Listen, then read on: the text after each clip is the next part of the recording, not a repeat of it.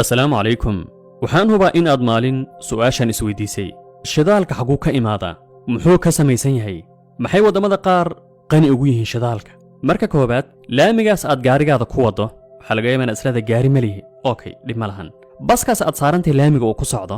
bacda markaad soo adeegato wax lagugu shubo dharka qaar ka mid ah boorsooyinka ay gabdhuhu qaataan qaar ka mid ah sidoo kale moobilka aad hadda gacanta ku haysa qayb ka mid ah iyo 6,000 oo shay oo kale oo aan dabcan halkan lagu soo koobi karin ayaa laga sameeyaa shidaalka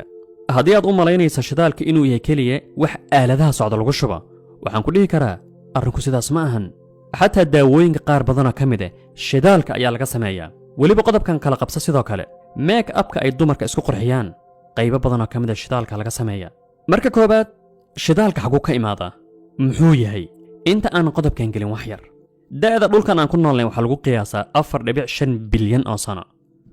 ayadoo la raacay cilmigaas oo ilaahay bini'aadamka baray sida qiyaasida da'da dhagaxyaha dabaqadaha ciidda isa saaran ayaa la ogaan karaa cumriga dhulka balaayiin sano ayuu dhulkan jiray ayadoona bini'aadam uuna ku noolayn maalinkii nebi aadam dhulkan la keenay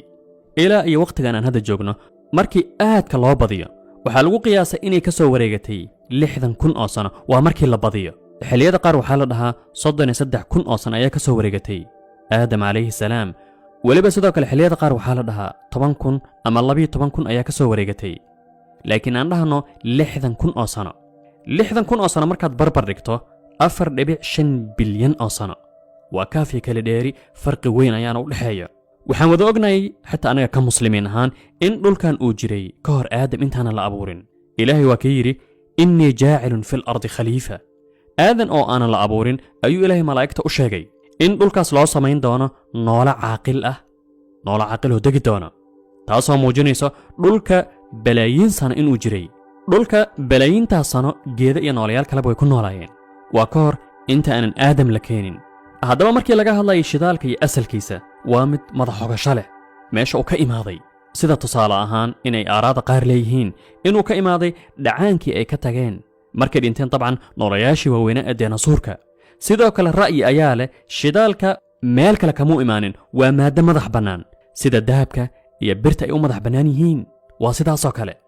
intaan mawduucan ku guda jirno waxaan ogaan doonnaa taariikh ahaan markii ugu horraysay ee shidaalka la adeegsado oo ah 10 sano ka hor haddii aad u malaynayso 200 sano u dambaysay ka hor ayaa la adeegsan jiray shidaalka laakiin markii maanta laga hadlaayo asalka meesha uu shidaalka ka imaaday waxaa la isku raacay in maaddadaas madow ee shidaalka ah ee asagoo cayriinka dhulka laga soo bixinayo inuu ka imaaday asal ahaan waa sida la isku raacay inuu ka imaaday shidaalka haraadigii noolayaashii badaha webiyo iyo dooxooyin waaweyn oo aasmay sida dhirta badda balaayiin noolayaal kaloo dhintay waxay leeyihiin 100 milyan oo sano ayaa waxaa isdul fuulay geedahaas yaryar noolayaashaas kale ee dhintay kadibna aasmay dabaqadaha dhulkana ay ka hoos mareen balaayiintan ayaa ciidda badda ka hoos maray oo noolayaashaas ah kadibna waxaa fuulay dhagaxyo waaweyn iyo ciid way aasmeen waxay leeyihiin cadaadiskaas iyo culayskaas saaran iyo heerkulka dhulka aadka u kulul oksijiin la'aanta malaayiin sana markay sidaas ahaayeen ayay maadooyinkaas asalka noolayaal ama geeda ahaa ayay waxay isu beddeleen ayay leeyihiin maaddo lagu magacaabo kirojiin maaddo aad ku tilmaami karta sida shamac oo kale ama dhukayga dhegtoo kale haddaba kirojiinkaas sidoo kale wuxuu la kulmay cadaadis iyo kulayl aad u kulul dhulka hoostiisa kadibna uu noqday ama uu u kala qaybsamay shidaal iyo gaas dabiici ah haddii aad fiiriso maanta meelaha ay ku yaalaan ceelasha shidaalka caalamka waxaad arkaysaa in ceelasha shidaalka inta badan dhammaantood ma inta badan ay ku yaalaan gudaha badaha ama meel aanan badaha ka fogayn oo markii hore bad ahaan jiray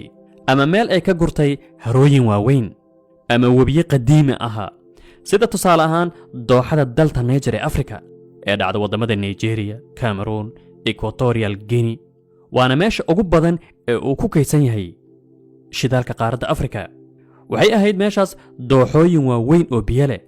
laakiin guray malaayiin sano ka hor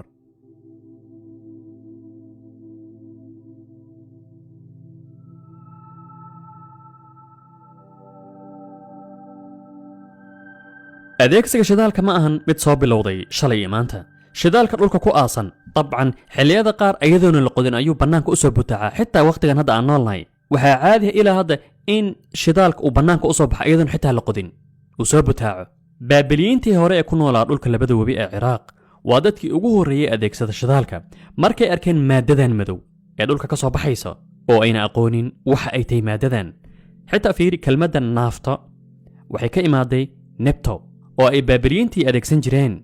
waxayna u adeegsadeen in ay wax ku iftiinsadaan sida tusaale ahaan liifka faynuustoo kale markaad ku daarayso qaab noocaase ayay u iftiinsan jireen bal macaabidda waddooyinka loo maro ay u mari jireen ayay laami ahaan u mariyeen waa baabiliyiinta ciraaq meesha uu shidaalka ku jiro markii maanta la soo bixinayo waxaa lagu tilmaami karaa dhexda dhagaxyaha dhulka hoostiisa ah dhagaxyaha dhulka hoostiisa ku jiro shidaalkana ka reebayo inuu kor u soo baxo yacni ka'annamaa sida inuu barkad yahay oo kale meel barkad ahaan inuu ku jiro kadibna tuubo la gelinayo waa balaayiintan korna loo soo bixinayo shidaalka markii la soo bixinayo waxaa ku qasan inta badan biyo sidoo kale waxay isku meel ku jiraan gaaska dabiiciga barkadaas dhulka hoostiisa ah ee uu shidaalka ka buuxo waxaa soo korreeya gaaska maadaama uu ka fudud yahay dabcan batroolka kadibna shidaalka ayaa ku xigo kadibna biyaha ayaa ka hooseeya batroolka markii la soo saarayo midabkiisa waa imaa inuu yahay madow baroon sidoo kale wuxuu yeelan karaa midabo kale sida inuu noqdo guduud ama jaalle soo helidda shidaalka casrigan aan noolnahay waa 150 sano u dambeeyey dabcan markii laga soo tago baabiliyiintii hore ee ciraaq 1859kii Pennsylvania Mareykanka nin lagu magacaabo Edwin Drake ayaa keenay fikradda soo saaridda shidaalka weliba asaga shakhsi ahaan ma uuna qodin ceel shidaal sidaan soo sheegnay shidaalka meelaha qaar bannaanka u soo baxa iyadoona waxba lagu samaynin iyadoona bini aadan uuna faragelin ayuu bannaanka u soo butaacaa laakiin waa shidaal aanan badnayn oo aanan la iibgeyn karin dabcan lana isticmaali karin kadibna waxaa imaaday fikradda qodidda ceel bal si loo soo bixiyo tanan badan shidaal badan si loo soo saaro kadibna lasii iibgeeyo ninkan haddaba si uu ceelkaas u sii weynayo wuxuu soo qaaday waxyaabaha qarxa kadibna ceelka ayuu ku qarxiyey kadibna waxaa imaaday in marka dambe aalada la adeegsado si shidaalkaas loo soo bixiyo shidaal maanta markii laga hadlayo waxa ugu horreeyay niyaddeena ku soo dhacayo waa khaliijka si guud ahaaneed iyo sacuudiga si gaar ahaaneed dhul ahaa inta aanan shidaalka la soo saarin meesha caalamkan ugu nolosha adag in maadadaas madow ee dhulka laga soo bixinayo ay u beddeshay jannadii cadan shidaalka khaliijka waddamada khaliijka wuxuu uga dhigan yahay sida neefta aan neefsanoo kale geeri iyo nolol qisada shidaalka sacuudiga waxay soo bilaabatay 1933 markuu boqor cabdilcasiiskii sacuudiga uu heshiis la galay shirkad lagu magacaabo Standard Oil of California Mareykanka laga leeyahay ceelkii ugu horreeyayna waxaa lagu qaday damaam bariga sacuudiga waxayna u bixiyeen ceelka khayrka ayagoo bishaaraysanayo in ceelkaas ama maadadaas madow ee dhulka laga soo bixiyey ay tahay bilowga xaaladooda dhaqaale inay isbedesho waana agagaarka xeebta khaliijka 1935 ayaa ceelkii shidaali ugu horreeyay sacuudiga laga qoday afartameeyadii kontameeyadii ayaa waxaa bilaabatay sacuudiga inuu markii ugu horreeyay shidaalka suuq geeyo taasoo ka dhignayd in sacuudigu galay marxalad ka duwan marxaladdii uu ku jiray in teendhooyinkii iyo buushashkii loo beddelay dabaqyadan in waddooyinkii iyo dadkii kabala'aanta ahaa ay kaba xirteen waddooyin laamiyan ay ku socdeen markii ugu horraysay kadibna waxaa bilowday waddamada kale ee khaliijka sida qatar baxrayn kuwayt imaaraadka in laga soo saaro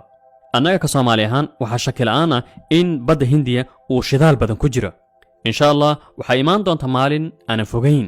shidaalkaasaan la soo bixi doonno nolosheennana wax badan isbedeli doonto mawduucan shidaalka oga hadalna intaanu ku egyahay waa anigoo cumar inshaar wasalaamu calaykum waraxmatullaahi wabarakaatu